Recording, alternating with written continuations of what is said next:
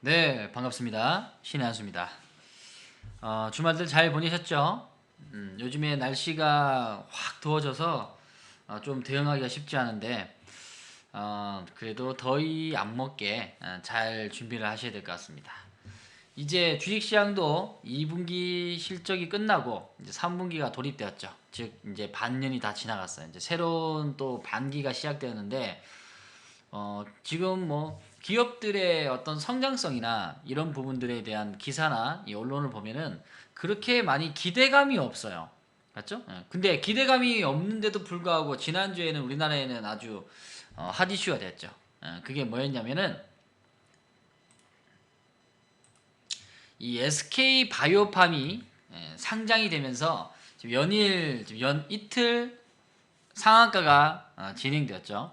지금 고객 예탁금이 약 50조 5천억 정도 되는데 31조 정도가 SK 바이오팜 부분들에서 인기를 얻고 있는 부분입니다. 근데 중요한 건 뭐냐?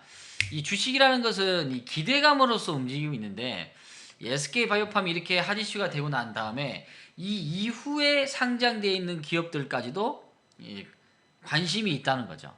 그게 지금 뭐 BTS가 있는 빅히트 엔터테인먼트, 그리고 이제 카카오 자회사에 있는 이 카카오 게임즈, 그리고 교천, 뭐 F&B, 뭐 여러 종목들이 이제 준비하고 있는데요. 사실상 가장 큰 부분들은 이 빅히트 부분과 카카오 게임즈가 아닌가라는 생각을 합니다. 왜냐하면 지금 카카오 게임즈가 어, 카카오에서 지금 상승을 많이 하고 있죠. 상승을 많이 하고 있다는 것은 추세, 이 흐름을 타고 있다는 거예요. 그런 부분들. 그래서 흐름을 타고 있는 그 과정 안에는 아무래도 이제 카카오 게임즈에 대한 상장에 대한 내용도 분명히 있다라고 보여집니다. 그래서 지금 전체 우리나라 종합주가지수에 대한 추이를 보면 지난주에는 이제 지지라인 부분들을 잘 잡아줬죠. 잡아주고 이제 추세를 가고 있는 부분이고요. 그리고 코스닥도 마찬가지입니다. 코스닥도 지금 두 번째 바닥을 잡으면서 가고 있는 부분인데 추이는 나쁘지 않습니다. 단 이제 신용 규모가 지금 약 12조 5천억 정도 되는데요. 이게 너무 많은 또 빚을 쓰면서 투자를 많이 하면, 즉 레버리지죠. 레버리지를 많이 쓰다 보면 현금으로 투자했던, 즉 이제 현물 투자자분들인 현금으로서 이겨낼 수 있지만은 신용을 쓴 사람들은 혹시나 따라 나오는 악재, 그러니까 즉 악재가 지금 현재 몇 가지 있죠. 악재를 약간 분석을 해본다면은 첫 번째는 이제 다들 지금 우리도 겪고 있는 코로나 부분이죠. 참 여름에 마스크를 쓰고 이동을 하려니까 정말 힘듭니다. 특히나 여성분들은 더 힘들 것 같아요. 왜냐면 화장도 해야 되죠. 거기에다가 안경을 쓰시는 분들은 더 힘들 것 같습니다. 와, 진짜 이러면은 전부 다 렌즈로 바꿔야 되지 않은가. 렌즈 수혜주나 아니면 라식 수혜주를 찾아야 되는 거 아닌가 생각을 합니다. 아무튼 굉장히 불편함을 느꼈고요. 그 다음에 두 번째는 아무래도 이제 북한에 대한 리스크죠. 그죠? 북한 리스크. 북한 리스크가 얼마 전만 하더라도 이 조정을 하면서 많이 힘들었죠. 힘들었던 부분인데 지금은 좀 이제 연기를 하겠다라는 얘기가 나왔어요. 물론 이 북한 리스크에 대한 생각을 한번 해볼 필요가 있습니다. 뭐가 있냐면은 북한은 항상 지금 우리나라하고도 이제 북한하고 남한을 한번 얘기할게요. 우리는 남한이니까 하고 이제 하나 더 있죠. 요게 이제 미국입니다. 이제 미 대선이 지금 11월 달 초에 있죠. 11월 9일인가 있죠. 예. 그래서 미 대선이 지금 앞으로 약 4개월 정도 남았는데 지금 트럼프가 재선을 하기 위해서 뭐 양적 완화나 돈도 풀고 했지만 상당히 지금 어려운 국면에 처했긴 해요. 맞죠? 예. 그래서 지금 북한에 대한 리스크 부분들, 특히나 이 과정들을 조금이나마 해결을 하는 구조가 된다면 아무래도 표 부분들 떨어지는 지지율을 조금 막을 수는 있겠죠. 아무래도 지금 코로나 부분들로 인해서 바로 올 연말까지는 뭐 치료제가 나온다 한들 뭐 실험도 해야 되고 대상도 있어야 되고, 그리고 그 치료되고 난 다음에 대한 추이 과정들, 부작용이 있냐 없냐까지 다 봐야 되기 때문에 올 연말 12월 달까지는 코로나에 대한 내용이 많이 있을 수밖에 없습니다. 그렇죠? 거기에 따른 또 어떤 세 번째는 2분기에 대한 또 실적에 대한 악화, 기업들이 어떤 재택근무로 인해서 돌아갈 수는 있지만 원활하게 그 전만큼 안 할 거란 못할 거란 말이죠. 그래서 그러한 기대감이 지금 저하된 건 사실이에요. 물론 그것 때문에 저평가에 있는 기업들, 즉 종목들이 많이 있다는 건 사실입니다. 그러면 수급 자체는 살아 움직여야 되죠. 그러니까 저평가 종목이 그렇게 일이 악재 때문에 저평가가 많다면 기업들이 많이 바닥권이나 또는 이 추세 부분들이 약할 거란 말이죠. 근데 강하게 움직이는 종목들은 계속 강해요. 아까 얘기했던 우리 카카오 게임즈 부분들이 이제 상장 기대감이 있고 빅히트도 있는 부분인데 지금 카카오 게임즈를 보면은 월봉상에서도 지금 역사진 신고가 났습니다. 이 아픔에 대한 구간을 많이 벗어났다는 거죠. 물론 거기에는 뭐 게임 부분들도 있고 그리고 카카오 안에는 카카오톡이라는 부분들을 전 국민으로 다 쓰고 있고 그 안에 뭐 여행, 쇼핑 그리고 뭐 택시 뭐 모든 것들이 뭐 다 연결돼 있죠. 이 연결 매개체가 이제 되는 게 이제 카카오 부분입니다. 그리고 이제 인공지능까지 이런 것들이 이제 다 되고요. 그다음에 현대차, 기아차에도 내비게이션이 카카오 내비가 들어가면서 이 음성 인식이 되면서 AI 부분이 되는 겁니다. 그래서 앞으로 성장성 있는 기업들은 기대감으로서 수급을 계속 이끌 수 있어요. 물론 실적이 뒷받침이 돼야 되겠죠. 그러니까 실적이 없는 기대감으로 주가가 가는 것은 한정적입니다. 한정적이고 그 주가를 끌어올릴 수 있는 어떤 원천적인 에너지, 재료가 좀 붙어 있어야 되겠죠.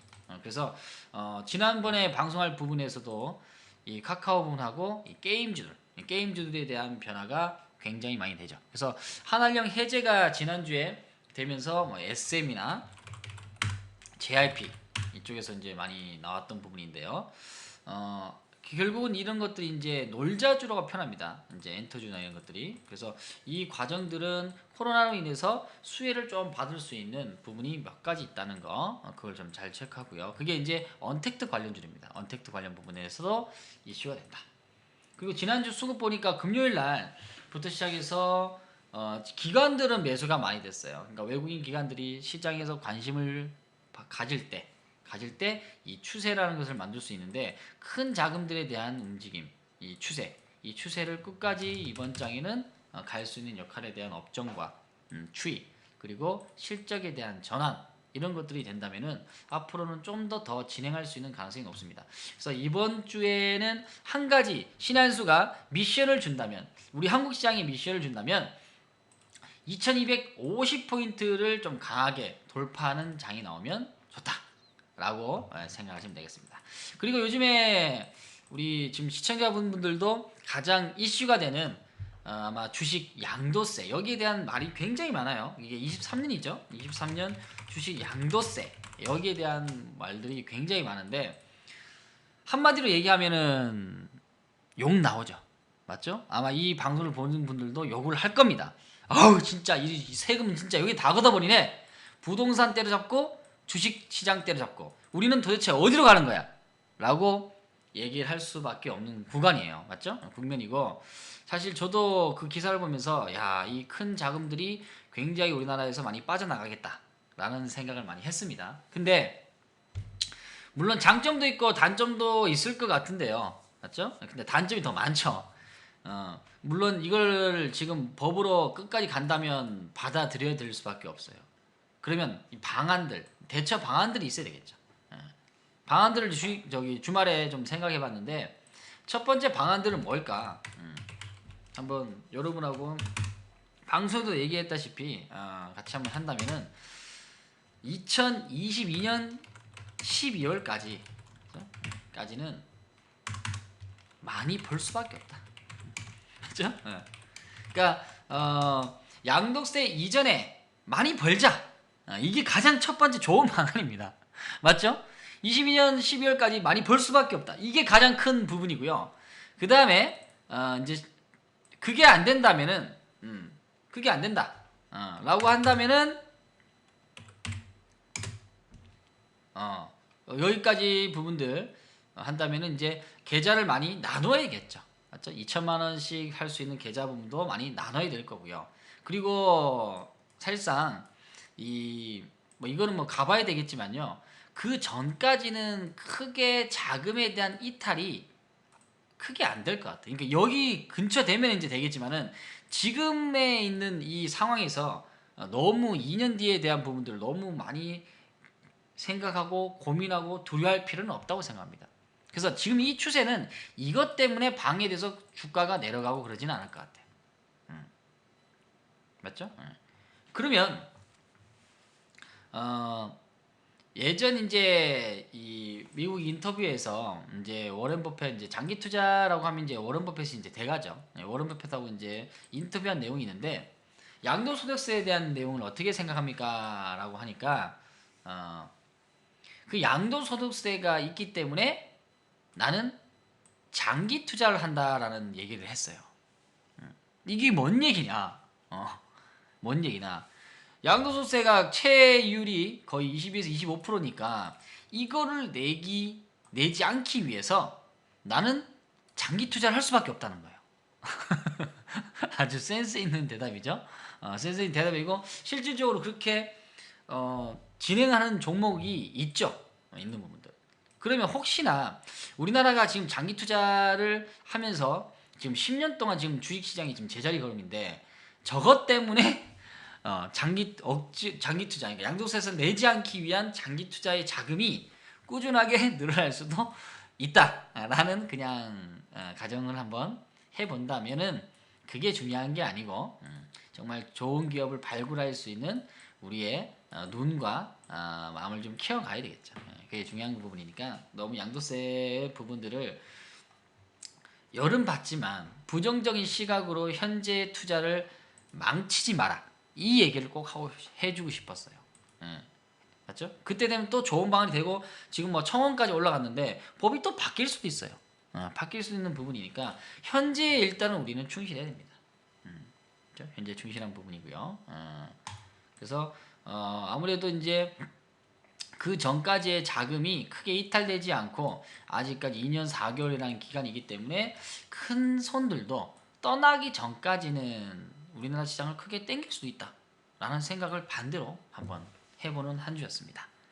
물론 지금은 저평가된 종목들을 많이 분석하고 2분기가 좀 있으면 실적을 발표합니다. 부정적인 시각으로 언론이 나오지만 의외로 2분기 실적이 좋은 기업들도 분명히 있을 거예요. 1분기도 그랬어요. 1분기도 코로나 때문에 다 망할 것이다. 다 적자다 했는데 의외로 어닝 서프라이즈 종목들이 많았습니다. 그래서 여러분들은 지금 시장에 집중하고 나아가는 그런 투자자로 거듭나시고 이번 장의 수익들 많이 내시길 바라겠습니다. 자, 다음 시간에 뵙도록 할게요. 좋은 주말 되십시오.